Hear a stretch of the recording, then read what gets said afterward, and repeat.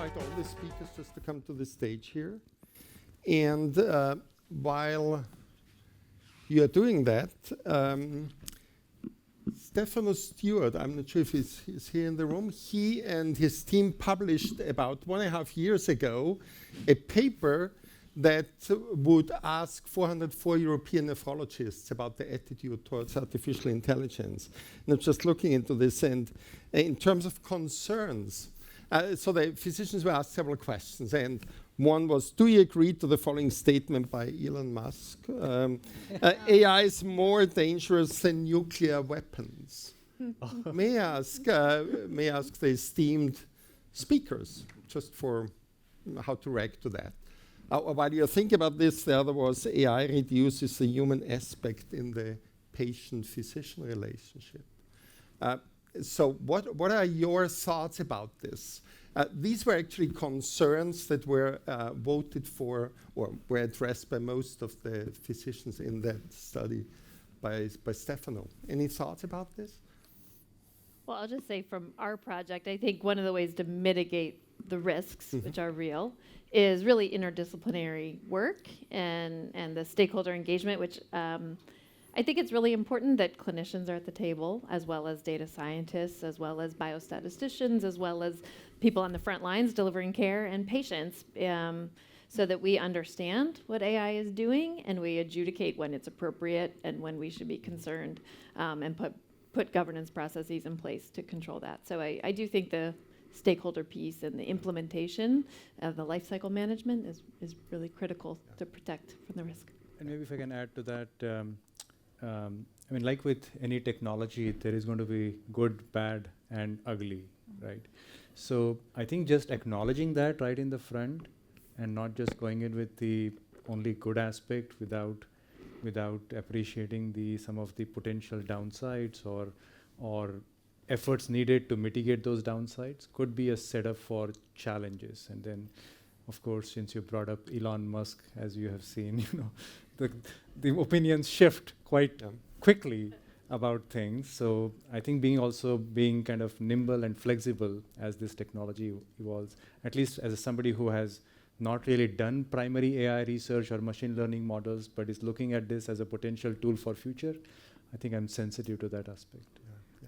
To me, I think it's how we use it, and I think it's important to teach new generation about patient-doctor relationship, and something that AI cannot replace, because AI can help us so many things, but AI cannot really the increase, like you said, that may the decrease the possibility of the good patient and doctor relationship. But to me, when I use it, I actually increase, like I said, patient satisfaction, patient happy with how I use AI, because I have more time with them when I use, for example, the AI, the abridged AI that help with documentation. I don't need to be worried about my documentation. I spend time with the patient.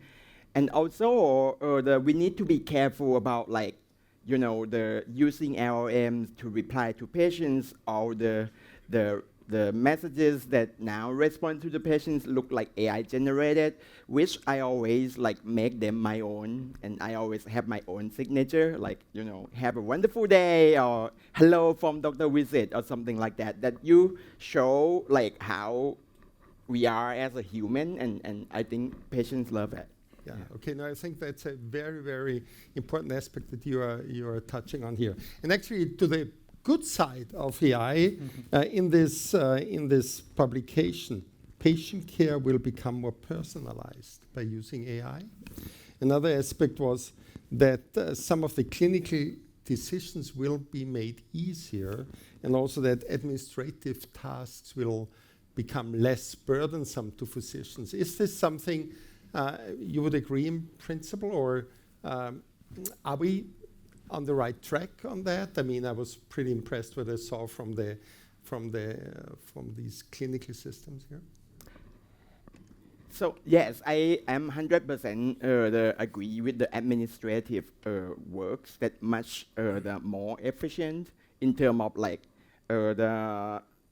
the documentation, in terms of the patient's messages that I need to handle, and also in terms of like I show the patients like the letter of appeal and prior authorization much more efficient. So in the past, I used to like work until like 8 p.m., 10 p.m. for the like medical notes, the administrative works. But now, like after hours, I'm good. Yeah. Okay. That's a very good point. Yeah. I'll add a little Lili? bit to that. I agree.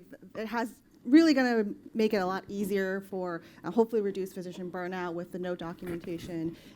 I think other studies have also shown that a lot of ChatGPT actually it adds empathy to these notes that we in our time crunch are not able to add. So it adds that element, and then on top of that, you adding the personalization aspect to it, I think is going to be a much more powerful and better for education to our patients.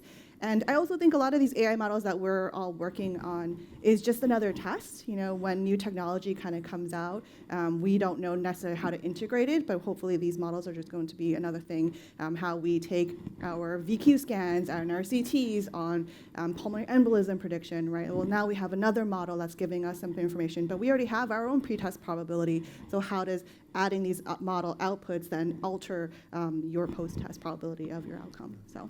Yeah. One thing, if I may add a little bit to that conversation, not just the communication between patient and the physician, but also physician and other physicians and physician and other clinicians who are involved in the patient's care. Because, I mean, even though I have not been in practice for maybe some of the others in the room, I have seen this shift, like it's getting more and more difficult. In fact, most people don't stop carrying pagers.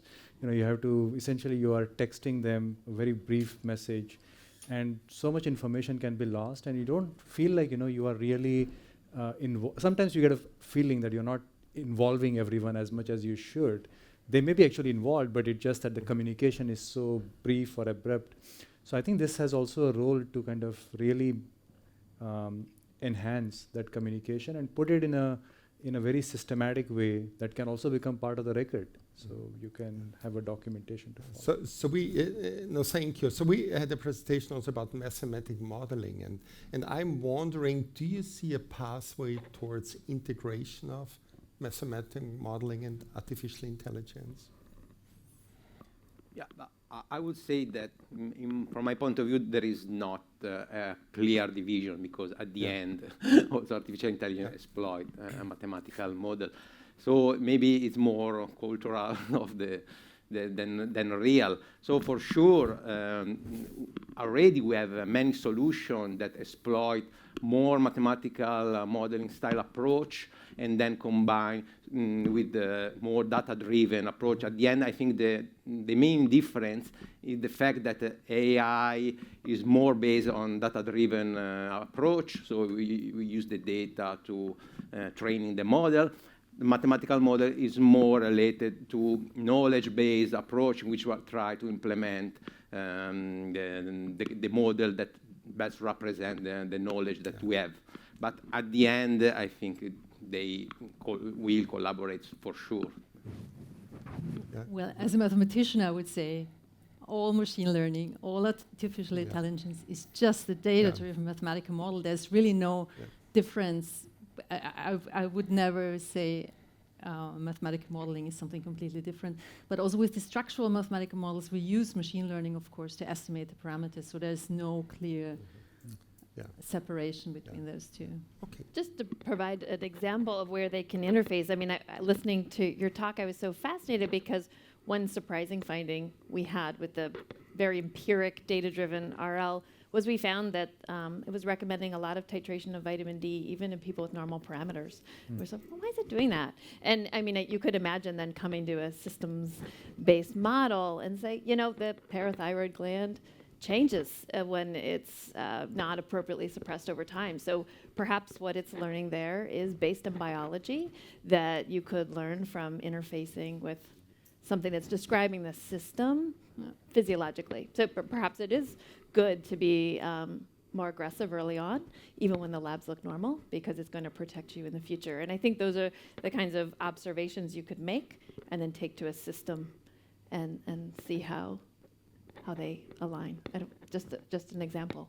And also for model individualization, if we want to have a true patient avatar, we would use machine learning to estimate the parameters, personalized one. Okay. Okay. So I have a question later for all of you, but why don't we start with a Q&A with the entire audience here? So any questions, comments for our... Yeah, Stefano? So it's a question that I would like to ask to everybody. So my understanding and common understanding is that using artificial intelligence solution, physicians will have more time because they will not do something that is really bureaucratic, something that is really boring. But when you think that physicians will have more time to do what? No, I'm not joking. You mean that they will have more time to stay in contact with patients utilizing their brain or utilizing other artificial intelligence solutions? Actually, it's very interesting what you're saying. Last night I had a discussion with a person in the field of AI, not in the medical field, but then he would, actually in automotive industry, and then he would say, at the end of the day, the chief financial officer wants to see what's the benefit.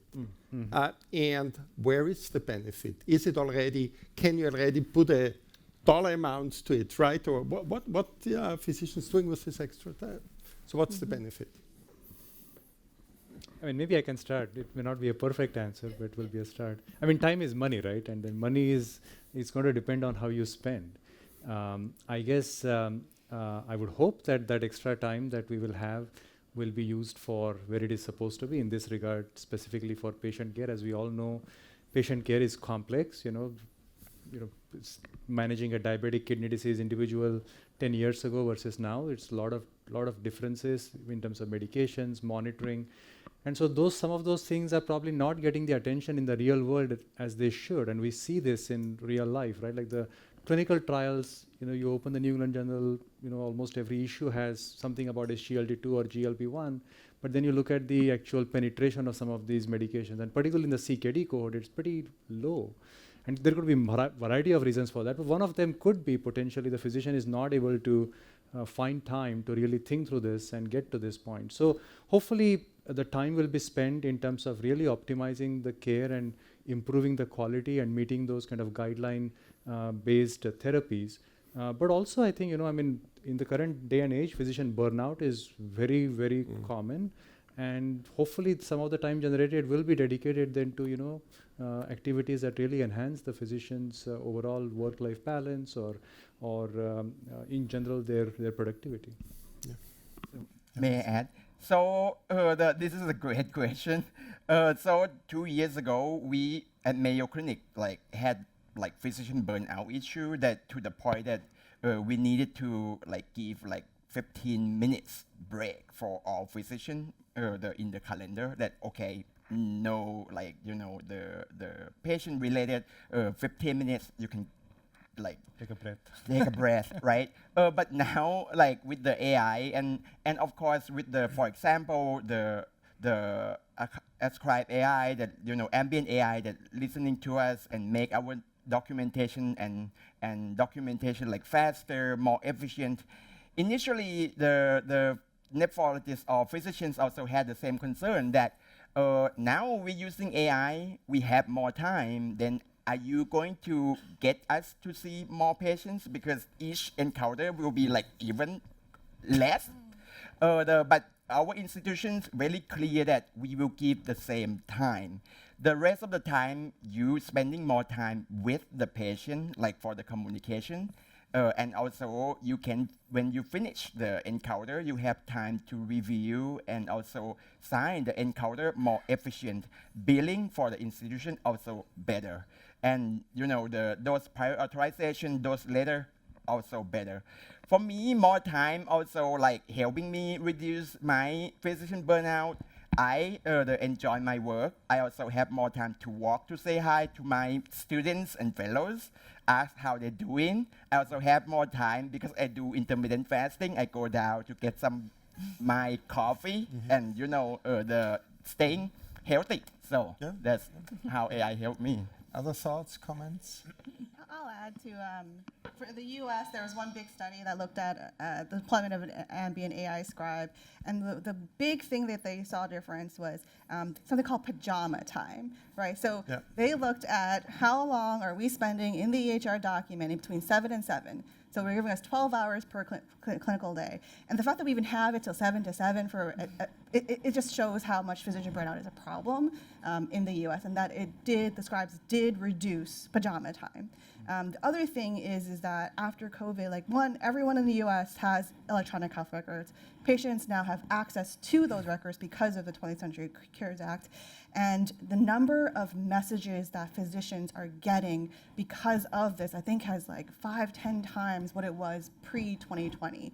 And so if it could relieve some of that burden for non-urgent messages and templating out some of the standard responses, I think it could have a big impact on physician time utilization. Maybe on a lighter note, hopefully we'll have so much time left that I can actually put my question, what to do with my time, in the artificial intelligence model to tell me what to do. Yeah. Okay. Speaking of time, there may be time for one more question. I was told coffee starts at 2:15. Yeah. Okay, Doris. I have a question around the CKD MBD RL tool. So how important do you think is it to incorporate data from different centers which follow different treatment algorithms, right? And so have maybe slightly different outcomes. And do you think there would be even merit in incorporating data that is based on so comes from different regions, so that it's really based on completely different guidelines, or even trying to achieve different clinical outcomes or targets? Yeah, it's a very interesting question, and I would say it's critical, which is why we consider the work so far very preliminary. We've been in one health system, and so as we move to working with RRI, we'll be able to see a lot more. But I think your idea about international or looking at other practice patterns is a really good one. I think governance is important, understanding when protocols changed. So I do think that's where, again, the clinician really needs to be at the table and someone that understands the healthcare environment. So if we're looking at models after a protocol rolled out, that's going to be very different than when it was protocol free or people were using different protocols. So I think that institutional knowledge is really critical. So much of what makes machine learning successful is understanding the data that's going in and the process that made that data. And if that process changes, your model might need to change. So I think none of us spoke to it today, but the lifecycle management after you have a product is also critical for reasons like that.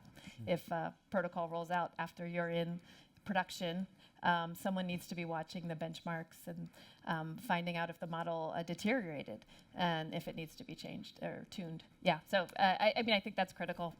I hope I answered your question. Yep. Okay, so I'm showing the watch, and so really thank you all. This was a wonderful first part of this amazing conference, and thank you all.